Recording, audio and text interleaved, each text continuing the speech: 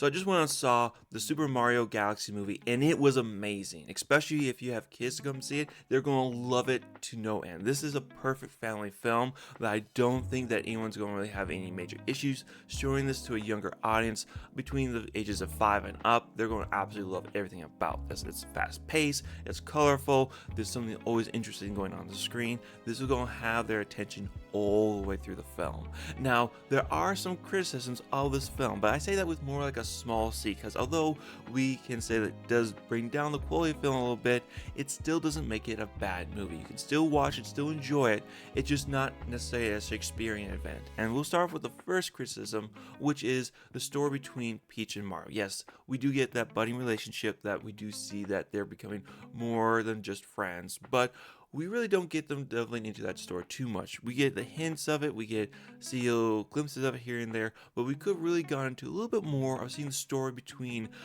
Princess and the plumber. Can we really have this two classes combined into something more than just friends? And I personally think it's okay with what we saw. It's perfectly serviceable. I just would have wanted a little bit more. That's just the greedy side of me wanting to see this relationship develop, but it's enough for this film. But you could say that's definitely a weak point, that you didn't necessarily develop that too much. The next one is the relationship between Bowser and Bowser Jr. We have the strained father-son dynamic relationship coming back together, and the development in the beginning is good. I like how it goes through the middle part of the film, but we really don't get much development towards the end. It seems at the end of the film, they've reconciled, they're back together.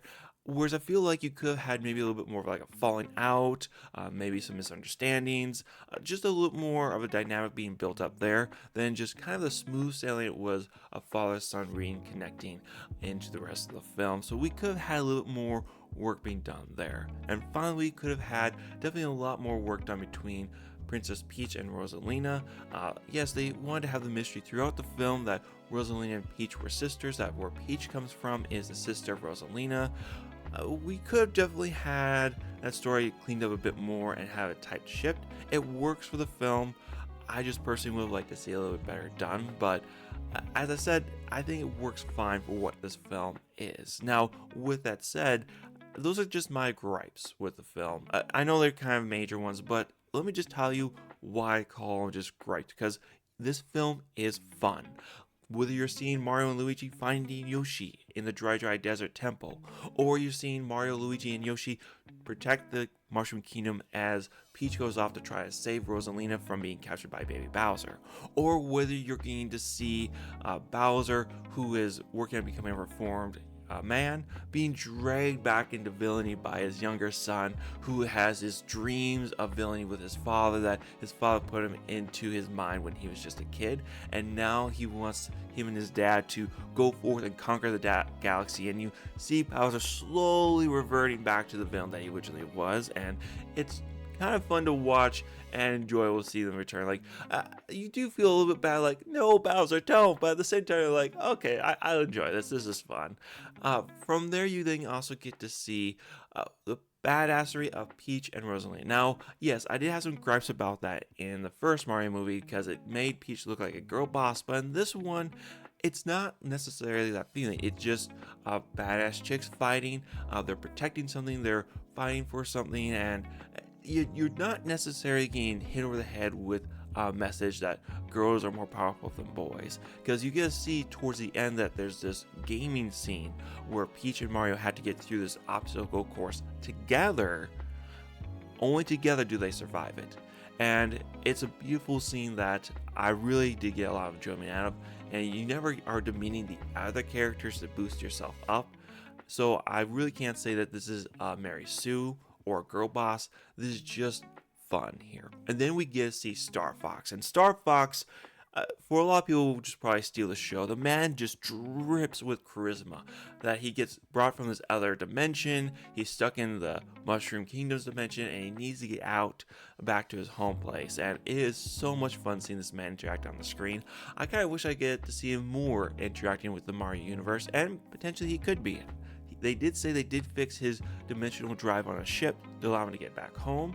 So maybe he could come back in a future Mario movie. Or maybe we get to see a Star Fox movie ahead, because that would be amazing. I'm just going to say, like, just seeing this movie with him in it as a main character.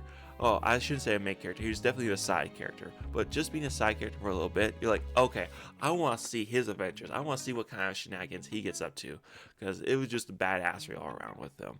Yes, I do know that some people are going to criticize the baby Mario scene. And you could cut that completely out. Maybe. But the theater I was in, the kids that were watching it, they were laughing and giggling at that particular scene. And I should really say, they were laughing and giggling throughout the entire movie.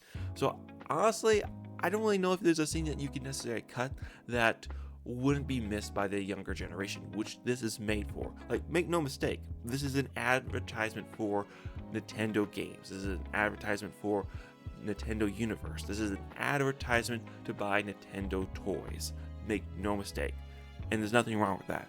Like, look at the Minions. The Minions are pretty much an advertisement just for the Minions for you to go buy at the shopping mall.